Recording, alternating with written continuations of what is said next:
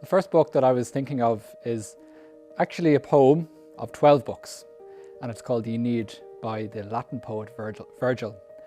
The Aeneid is about the story of Aeneas, who travels from Troy, the fallen city of Troy, and ends up in Rome to found the city of Rome. It's a marvelous story of providence, of fate, of fortune, philosophy, politics. Everything comes into the Aeneid. It's a wonderful story of heroism as well.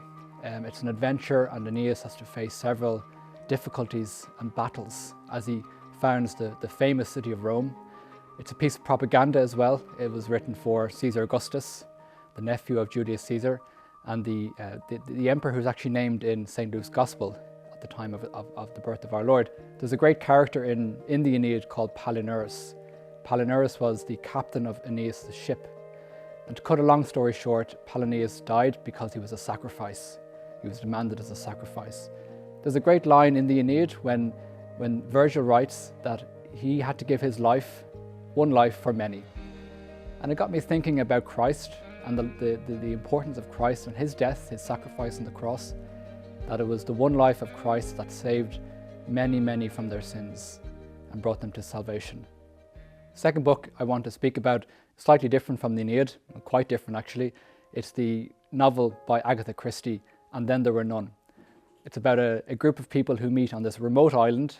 They're all carried off on a ship. They all get this secret letter, and they're brought to this one place, and they journey across this island, and they're left alone to their own devices.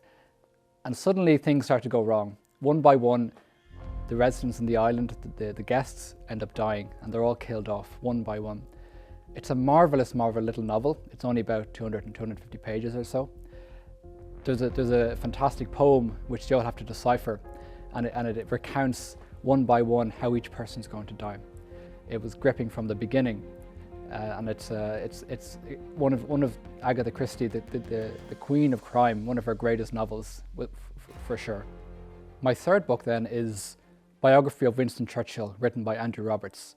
It was published in 2019. It's a gargantuan biography, written about a gargantuan man.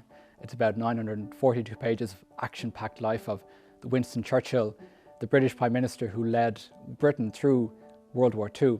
Winston Churchill was a fantastic, fine man, of course not without his flaws, his political flaws, but at the same time he alerted the world to the dangers of Nazism and communism before the other world leaders were listening to him. He guided Britain, as I say, through one of the most tumultuous periods of their history, defeating Hitler and working with Roosevelt to come up with a grand strategy to defeat the Nazis. Churchill, for me, is a great character of fortitude, political savvy, but just a general hero, I would say, of World War II. As I say, he made some errors, he made some mistakes, fair enough, but at the same time, he guided Britain through a very, very tough period. Reading this book about Churchill really inspired me to identify what's evil, to call it out and to stand up against it. Maybe even in my own life, what I'm doing wrong, but just to be able to identify what's wrong, offer the solution.